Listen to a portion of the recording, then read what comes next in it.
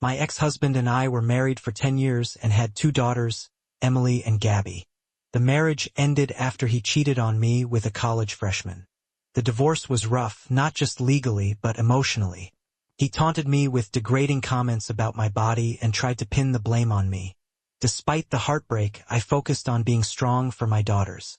Emily, then 16, understood what happened and resented him. Gabby was only 8 and too young to fully grasp the situation. Though he had been a terrible husband, he tried to be a decent father. He made efforts with Emily, which mostly failed. But Gabby adored him. We shared custody. He had them Tuesday to Thursday. I had them Friday to Monday. The arrangement worked until I met Ben. Ben came into my life the same day my ex married his affair partner. I had gone to cry alone on the roof during my lunch break, and Ben, a coworker, found me there. He listened, comforted me, and even drove me home.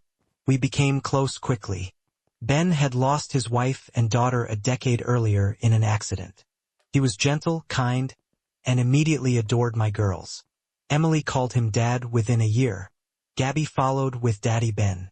He treated them like his own. A year later, we welcomed a son together.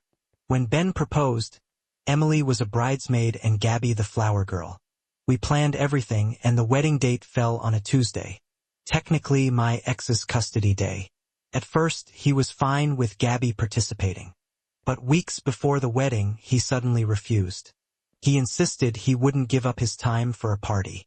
I even offered to trade custody days, but he refused. That Friday, Emily was angry. She said Gabby had been crying after their dad told her he was taking them on vacation the day of my wedding. Furious, I went to his house and demanded he tell Gabby the truth. Under pressure, he admitted there was no vacation. He just didn't want her at the wedding. Gabby broke down, ran to Ben, and hugged him. My ex grabbed her, shook her violently, and called her a brat. I slapped him. He raised his hand to hit me back, but Ben stepped in, grabbing his wrist. We left with Gabby since it was my custody time. Back home, Emily confessed everything. Their dad had been emotionally abusive since I started dating Ben. He forced them to call his wife Mom. He lashed out when Gabby called Ben Daddy. He pressured them to reject our new family. Emily didn't need to go, but stayed during visits to protect Gabby.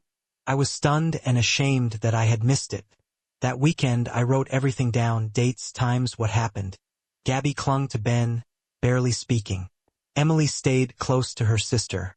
By Monday, I dreaded returning them to their father. Gabby begged to stay. At the door, my ex yanked her inside without a word. Emily whispered that she would protect her sister. Over the week, Emily sent updates. Gabby was isolated during meals. She was ignored at dinner. Her flower girl dress was thrown away. My ex said it was taking up space. Gabby cried herself to sleep. I called lawyers desperate for help. They said I needed more than one incident. I added each message, photo, and video Emily sent to my growing file. Wednesday, Emily called me from the bathroom. Quietly, she said their dad was yelling again, calling Gabby ungrateful and spoiled over tiny mistakes. Emily had recorded it. I watched the videos. My heart shattered. Gabby flinched at every word. I met another lawyer, Mr. Rodriguez, who was more optimistic. He said the videos and her exclusion from the wedding could be considered emotional manipulation. Still, it wasn't guaranteed. I continued documenting everything. Friday, I picked up the girls. Gabby looked miserable. My ex smugly said he had enrolled her in day camp on the wedding day. I reminded him about our agreement, but he shrugged. In the car, Gabby broke down, devastated she'd missed the wedding. Emily held her, and Ben had made her favorite dinner. We tried to focus on anything but the wedding. I left a message for Mrs. Chin, my lawyer, about the day camp. The next morning, Emily showed me more videos, her dad yelling over nothing, forcing Gabby to redo chores. We collected more evidence. Text messages, a photo of the missing dress, Emily's written statements. That afternoon I met with Mr. Rodriguez again. He said we had enough to request an emergency hearing. Sunday was quiet. Gabby, nervous about Monday, packed her bag in silence. She asked to bring her flower girl shoes to school to show her teacher. I said no. I feared they'd get thrown away too. Monday came. Drop-off was tense. Emily promised to keep documenting. I scheduled an appointment with Mrs. Chen. She said we could file for emergency modification, but there were no guarantees it would be approved in time for the wedding. By Wednesday, she had filed the paperwork and promised to push for an expedited hearing. Meanwhile, Emily's texts became more worrying. Gabby had stopped eating properly and was having nightmares. Friday, when I went to pick them up, Gabby ran into my arms, crying. Emily carried their bags and boldly announced she had recorded everything. My ex said nothing. Saturday morning, Mrs. Chen called. We had a hearing scheduled for Monday. I spent the weekend preparing documents. Emily carefully wrote her statements. Gabby wore her flower girl dress to church, twirling in joy. My mom gave me a stack of letters. Family members who had witnessed my ex's behavior. Monday morning, under a thunderstorm sky, I dressed in my most professional clothes and drove to the courthouse. Ben stayed home with the baby while I met Mrs. Chen. My ex and his lawyer arrived, both avoiding eye contact. The judge was an older woman with kind eyes. Mrs. Chen methodically laid out our case. The videos, texts, missing dress, and Gabby's emotional state. My ex's lawyer called it overblown parenting disagreements. When I testified, I explained Gabby's nightmares, her fear of disappointing her father, and how he told her she couldn't love both dads. My voice cracked, describing how she cried over the discarded flower girl dress. My ex claimed I was using the wedding as leverage. He said I replaced him with Ben and that the day camp was educational. The judge was skeptical, especially about the dress. Emily's statement caught her attention. She asked about the videos and questioned my ex on why he refused to let Gabby participate in the wedding if he hadn't wanted to sabotage her happiness. The judge ruled Gabby could attend the wedding. She granted a temporary modification and ordered both parents to attend co-parenting counseling. My ex stormed out. At home, Gabby screamed with joy when I told her. Emily sighed with relief. Ben lifted me off the ground in celebration. The next 2 days flew. Emily packed wedding kits. Gabby practiced walking down the aisle. On Wednesday, my ex's wife called. She apologized, saying she'd felt powerless, but had seen the way he treated Gabby. She admitted he was controlling with her, too, especially after she refused to have kids. I gave her information for a domestic violence support group. Thursday, my ex tried again, this time enrolling Gabby in a mandatory makeup swim lesson during the wedding. Mrs. Chun shut it down with a sharp legal response. That night, we had our rehearsal dinner. Gabby twirled in a special dress, proud to be a part of the big day. Friday was spa day. Gabby had her nails painted pink to match her dress. That night, I barely slept, repeatedly checking on Gabby, afraid something would go wrong. Saturday, our wedding day dawned clear. Gabby beamed in her flower girl dress. But just as we prepared to leave, my ex texted. He was at the venue demanding to see Gabby. We had her brought in through the back. My mother, Emily, and I confronted him outside. He accused me of alienating Gabby. Emily calmly told him that he was the reason Gabby cried at night.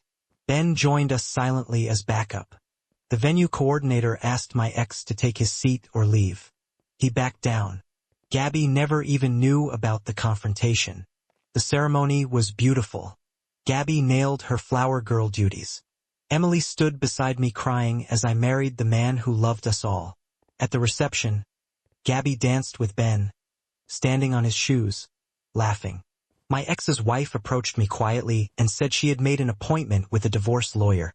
Later, Gabby caught the bouquet and proudly declared she'd be the next bride. That night, she fell asleep in Ben's arms, still wearing her flower girl dress. The next morning, Gabby bounced on our bed and asked if she could call Ben Dad now. He teared up and said she could call him whatever felt right. That afternoon, my ex called, angry, demanding to know when Gabby would be returned. I reminded him of the custody schedule. He accused me of replacing him and threatened to sue. Mrs. Chun warned me this was likely. I documented the call. Gabby's return to his house was tense. Emily later texted that he was giving her the cold shoulder. Over the next weeks, the hostility returned. Gabby was punished for being happy at the wedding. Emily kept documenting, now with Gabby's permission. 3 weeks later, my ex's wife filed for divorce. He blamed me. He became more erratic with custody, late pickups, missed handoffs, passive-aggressive messages. Mrs. Chun said to document everything for the follow-up hearing. Then Gabby came home in tears. He told her if custody changed, it would be her fault for loving Ben. She felt guilty and scared. I held her, told her none of this was her fault. Emily and Ben helped comfort her. Mrs. Chun said this latest manipulation might justify requesting a guardian ad litem. As the next hearing approached, my ex filed a flurry of motions. Accusations of alienation, demands for make-up time, and even claims that I was unfit. His lawyer seemed increasingly fed up. The night before court, we prepared together. Emily ready to testify. Gabby nervous but brave. We had months of evidence, notes from therapists and teachers showing Gabby's improvement, and records of my ex's escalating behavior. At court, Gabby met Miss Martinez, her guardian ad litem, who later testified that Gabby felt emotionally unsafe at her dad's house. Emily spoke firmly about what she witnessed. My ex spun wild excuses. First, the dress was donated, then too small, then inappropriate. The judge listened, patient but firm. She ruled in our favor. I was granted primary custody. My ex got 4-hour supervised visits every other Saturday. He was ordered to complete anger management and participate in family therapy. He screamed about his rights, and the judge called it exactly why supervision was necessary. My ex's wife handed me a statement she'd written, too scared to submit earlier, supporting our claims. Gabby no longer had to go to his house. The visits were monitored. Slowly, things began to change. Gabby became more relaxed, her anxiety fading. Emily began living like a teenager again. The visits were stable. My ex, after months of therapy and supervision, calmed down. Eventually, visits extended. The legal chaos faded into peace. Ben officially adopted Emily. My ex didn't contest. Emily chose to hyphenate her last name. Gabby maintained a limited but healthy relationship with her dad. We all took a delayed honeymoon together. She collected shells to show her dad. Not with fear, but pride.